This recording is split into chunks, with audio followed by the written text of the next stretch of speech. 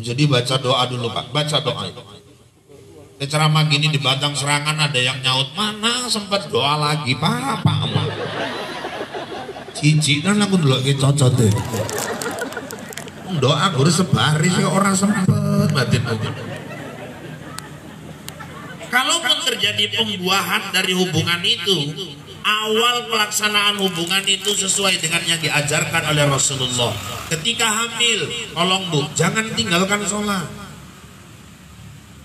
Jangan kita berpikir nih di anak sholat lahir, dah jalan, nggak sholat, dipukul. Enggak, anak dalam perut dah kita bawa dia sholat. 9 bulan kehamilan, kalau bisa sekali pun jadi, khatamkan Al-Quran. Di Turki ada dokter habis 30 juz, dia ahli kandungan. Pasiennya cek USG, diambilnya alat USG, dihidupkannya YouTube handphone merotal Al-Quran, diletakkan di perut wanita itu, dilihat bagaimana reaksi bayi itu di komputer. Bayi itu ngangkat-ngangkat tangannya ke girang, dimatikan handphonenya, diem bayi. Ternyata itu dari handphone. Bayangkan kalau emaknya langsung yang tiap hari membaca Al-Quran, psikologis bayi itu sehat dalam kandungan juga. Suami sebelum tidur baca doa Nabi Ibrahim, pegang perut istri, Rabbi habli minas sholihin, Tuhan anugerahkanlah aku anak yang soleh. Itu doa Nabi Ibrahim, dan terbukti anak Nabi Ibrahim dua-dua jadi rasul. Orang tarikat malah diusap ke kiri, Rabbi habli minas sholihin. Kenapa ke kiri? Teori fisika, gumparan itu kalau diputar ke kiri input, masuk energi. Orang-orang tarikat ingin memasukkan energi tauhid dari doa Nabi Ibrahim melalui perut yang dikandung oleh istri. Orang tawaf keliling Ka'bah, di mana posisi Ka'bah? Bukan sebelah kanan, sebelah kiri.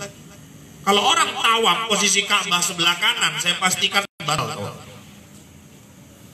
Orang tarikat belajar zikir, la ilaha illallah, jatuhnya ke latifatul qalbi, sebelah kiri.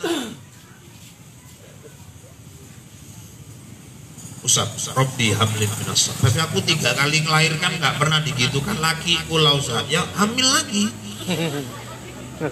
Suruh bapaknya ngusap, dan bapak pun ngusapnya yang lembut. Oh jadi uwek-uwek kaya ngadoni kue bawang. Lahir mandak peang dah sana ini. Terus Ustaz lahir laki-laki, azankan dia di telinga kanan. Perempuan, komatkan telinga kiri. Tapi Ustaz, saya pernah dengar katanya hadisnya lemah. Walaupun hadisnya lemah, kalimat azan itu semua kalimat thayyibah. Dibayangkan kalau sempat punya suami azan aja nggak bisa, aduh musibah. Makanya ibu kalau datang calon penantu ke rumah, jangan asal tengok kendaraannya apa. Ini apa Yaris, ini jelas lah. Enggak kayak yang kemarin Astuti, asal ngentut mati. Mentang nek Yaris langsung terima, nikah 3 bulan, pulang anaknya nangis-nangis. Lu kenapa kau dipukuli? Enggak, mak gaduh, enggak selingkuh dia, enggak. Jadi kenapa? Mobilnya tarik dealer, mak. Rupanya ngangsur 24 kali bayar lagi. Datang calon menantu ke rumah, kamu ngapain? Aku mau jumpa anak Wawa. Anakku 4, mau yang mana? Marni, Wak. Mau ngapain? Aku apa Marni belum ada cerita, Wak. Belum. Aku suka sama anak Wawa. Modalmu apa? Aku udah kerja, Wak, di pabrik. Itu ada mobil di luar Avanza, Wak. 24 bulan lagi. Oh, nggak usah bahas harta, nggak usah bahas kerjaan. Aku untuk Marni yang ku cari bukan suami, tapi imam yang bisa bawa dia sampai ke surga. Oh, bisa baca Quran nggak? Itu orang tua pertanyaan. Karena di Aceh orang nggak bisa nikah, Pak, kalau anak tuh nggak bisa baca Quran. Macam mana kau mau menyelamatkan anakku kalau kau baca Quran aja nggak bisa? Oh ngaji nggak? Ngaji, Wak. Bisa baca Quran? Aku dulu ngaji, Wak. Ya bisa apa enggak? Dulu ngaji. Enggak, yang kutanya bisa nggak? Ya dulu bisa, Wak. Sekarang? Ya aku rasa mudah-mudahan lah, Wak.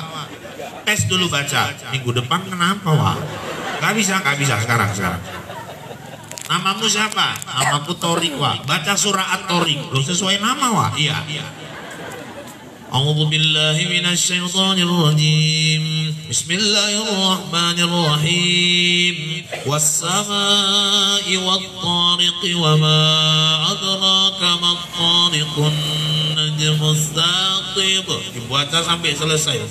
Temnya kau. Insyaallah, Wak. Udah nanti aku musyawarahkan sama Bapak. Atau besok datang, Assalamualaikum, Waalaikumsalam, orang lain lagi. Kau mau ngapain? Ya, aku denger nerima tes, Wak. Tes apa? Aku suka juga mamar nih, Wak. Lo semalam Torik udah duluan, kan janur kuning belum berkibar, Wak. Ya udah, namamu siapa? Namaku Anas, Wak. Baca surah Anas. Gampang. Qul a'udzu birabbin nas, malikin nas. Selesai. Besoknya datang lagi satu lagi, Wak. Tes, Wak, daftar. Nama rupanya, tapi Torik sama Anas sudah. Oh mau ikut juga? Ikut. Namamu siapa? Imron. Baca surah Al-Imron. Oh, panjang kali tuh, Wak. Semua dites sesuai nama. Ya memang aku nama Imron, Wak. Tapi di kampung dipanggil Kulhu. Ya udah baca Kulhu Allah aja lah kau. Qurannya dulu dites. Ini sempat ngajar karena anak pun nggak bisa. Saya pernah waktu tinggal di kebun. Lah anaknya lahir tancap naik sepeda ke rumah. Saya lagi nonton India kucek-kucek tahu. Pak, saya terus terang film India itu sukanya satu, Pak. Pertama, film India itu jujur. Kalau polisinya nggak beres, dia berani ceritakan. Polisi India itu kan nggak pernah beres di film itu. Diceritakan orang itu di filmnya. Kasih ketinggalan aja polisi dia. Nanti Rahul dikeroyok bandit sak kecamatan banyaknya. Tapi kok Rahulnya menang aja. Udah berdarah-darah, baru polisinya datang nyiung-nyiung, kok nggak jijik kan dulu kira ini. Sama gaya pacarannya itu kok mesti kali nyanyi sambil guling-guling di rumput gitu. Aku batin masuk pacet mampus lah bodohan. Atau datang tamu. Waalaikumsalam. Waalaikumsalam. Oh bang, istriku melahirkan, Ustaz. Alhamdulillah. Istriku melahirkan. Ya iya. Istri melahirkan, Ustaz. Yang maksudnya apa? Melahirkan, iya. Tapi nggak salah alamat, aku bilang. Aku mantri enggak, istriku bidan enggak. Istrimu melahirkan kok ini kemari. Anaknya diapain, Ustaz? Astagfirullahaladzim. Laki apa perempuan? Laki, Ustaz. Ajankan ke ajan kayak di TV itu, Ustaz. Ya iya. Yang kayak di masjid itu kan, Ustaz. Iya. Pakai mic, Ustaz. Kepala tahu itu pakai mic. Ya hajar pula pakai mic. Allahu Akbar, teleran anakmu nanti. Aku nggak ada bilang diseru ajan, yang aku bilang bacakan kalimat ajan. Aku nggak malu-malu loh, Ustaz. Daripada salah minta tolong ke rumah lah sebentar. Pas pula kereta pun nggak di rumah, diboncengnya lah aku naik sepeda dia. Udah separuh jalan baru aku sadar kok jadi kayak orang pau lah aku dibikinnya. Tekangkang aku di belakang dibikin. Sampai rumahnya saya pegang anaknya, saya baca ajan, udah siap saya kasih istrinya, Bu. Merepet istrinya. Itulah orang laki, punya malu. Istri melahirkan tak kemana-mana aja. Apa itu nyusul-nyusul Sarahul? Sarahulku tuh guru ngaji di Wirid. Jadi tahulah dia kalau lakiku itu bodoh, tak ampun. Tahu gini bagus kawin mau Sarahul aja dulu. Nyesel kali aku kawin mah kau bakal ajan aja kok nggak bisa. Bisanya bikin.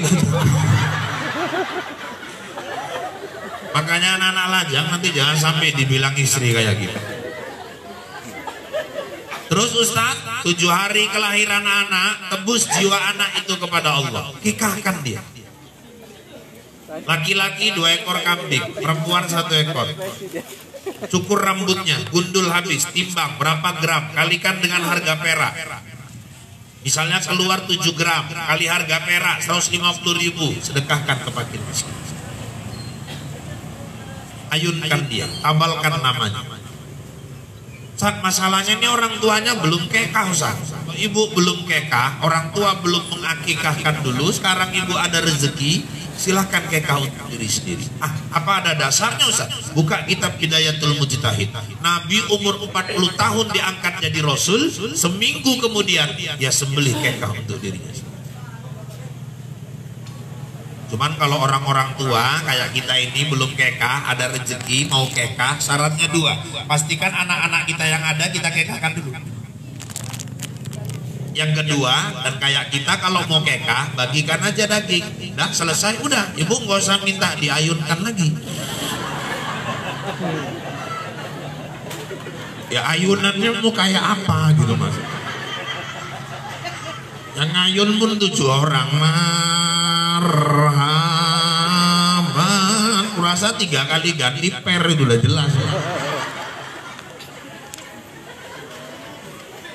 Baru tabalkan nama anak itu. Ya, ngasih nama anak itu harus bahasa Arab, enggak juga. Yang penting maknanya bagus. Di bahasa Arab pun kalau nggak tahu artinya bisa salah kasih. Udah dikasih nama anaknya, wah udah utune wes 3 minggu kok aku nggak ini pitung dinong cara mau saraul ngono. Siapa namanya wak? Ya aku ngambil dari Quran, sekarang aku rajin ngaji. Siapa wak bikin namanya Al-Baqarah? Al-Baqarah tuh lembu perempuan itu. Gak asal kasih.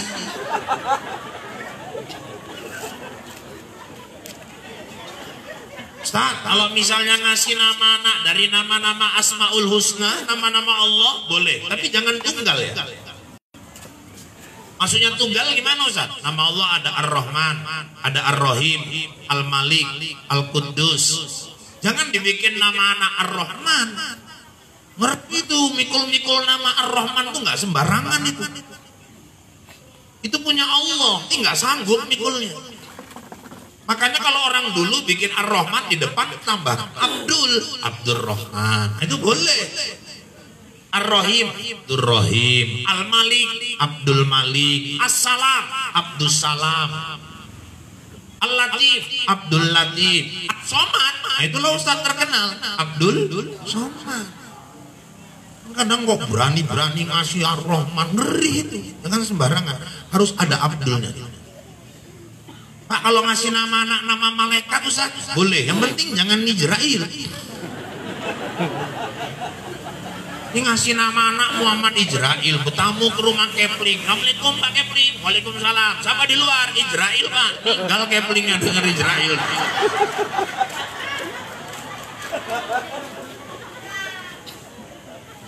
Nama-nama Nabi Ustaz boleh. Yusuf, Su'aib, Harun, Nuh, Ismail. Ustaz kalau disambung diambil nama bapak sikit, nama mama sikit. Yang penting maknanya. Kalau saya anak tertua, saya bikin namanya Muhammad Fandi Al-Habibi. Muhammad itu memang orang yang terpuji. Fan itu ujung nama saya, Irfan. D-nya itu panggilan istri saya, Dia. Habibi kekasih, jadi kekasih Irfan sama Rodia, cocok. Tapi ibu kalau nggak cocok jangan dipaksa. Nanti mama Mardiah, bapak Mahmud, masa anaknya Marmud, kan nggak cocok. Ada yang mamanya Aisyah, bapaknya Lokot, anaknya Sangkot. Ada yang bapak Leman, mama Toyibah, lah kok anaknya Letoy. Mama, bapak Joni, mama Ati, anaknya Jonti. Pilihkan nama yang terbaik. Terus apalagi Ustaz? Anak kenalkan tauhid kepadanya. Makanya kalau kita belajar dari Luqman, ahli pendidik, seorang ahli pendidik anak, wa idh qala Luqmanu libnihi wa huwa ya'idhuhu ya bunayya la tusyrik billah. Ingatlah tatkala Luqman berkata kepada anaknya, ya bunayya. Menurut para mufassirin, panggilan ya bunayya itu untuk anak di bawah 5 tahun. La tusyrik billah, artinya anak di bawah 5 tahun kayak mereka ini tanggung jawab orang tua sudah harus mengenalkan nilai-nilai tauhid kepada mereka.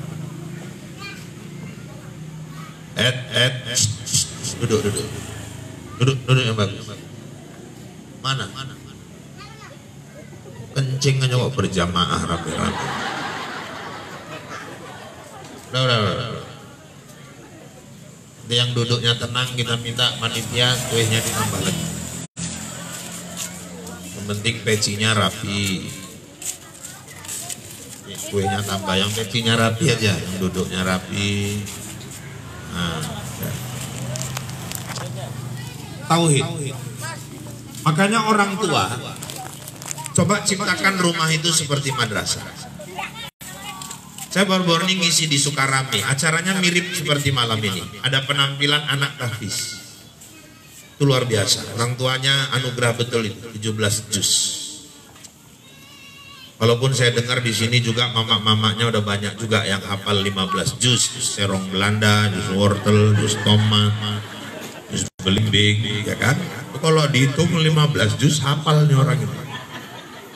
Di Sukarame, Bandar Senembah, Binjai Barat, baru-baru ini saya ngisi di sana, ditampilkan ada anak 4 jalan 5 tahun. Dia hafal juz 30. Juz 30. Sama seperti malam ini, penonton disuruh tes, disuruh uji. Tapi anak itu 4 jalan 5 tahun. Di sebelah saya ada gurunya. Gurunya bilang, Ustaz mau tahu Ustaz, apa itu? Ini anak ini ngajinya masih Iqra. Bagaimana seorang anak yang ngajinya masih Iqra, tapi dia kok sudah bisa hafal juz 30 dengan benar? Ternyata konsepnya cuma satu. Tiap pagi emaknya bangunkan dia, dihidupkan kaset protal Al-Quran juz 30, otak anaknya encer, lengket Quran itu di kepala. Anak ini kaset kosong. Tergantung apa yang mau kita rekamkan ke telinganya.